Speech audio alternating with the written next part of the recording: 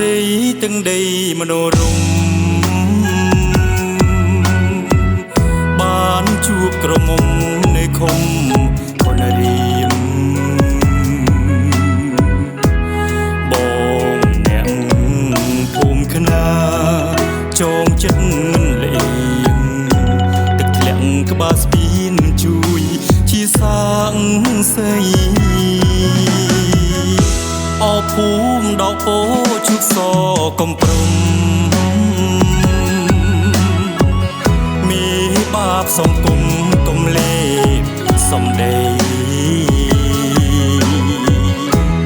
អោវត្តភ្នំហប់ស្បត់ស្បែកនឹងស្រី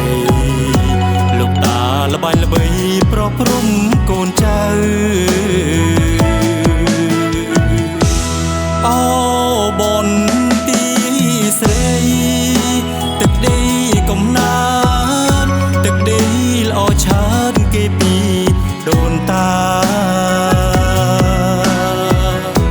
មានទាំងប្រសាទល្បីល្បាញអង្ចាប្រៀបដូចបុប្ផា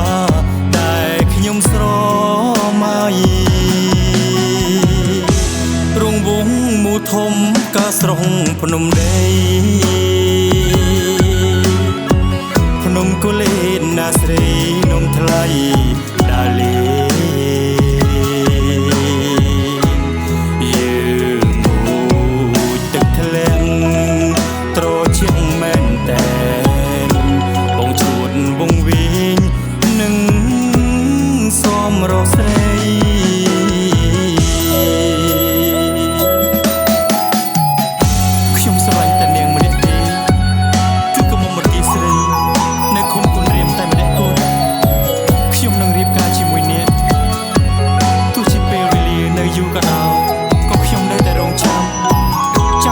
ជាមួយអូនណា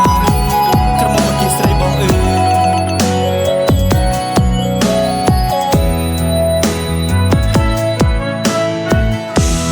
អូ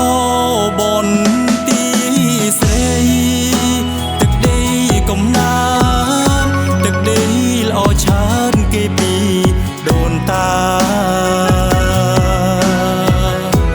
មានទាំងប្រសាទល្បីល្បាញអង្ចាប្រៀបដូចបុប្ផាដែលខ្ញុំស្រមៃរងវងមូធំកាស្រុងភ្នំដី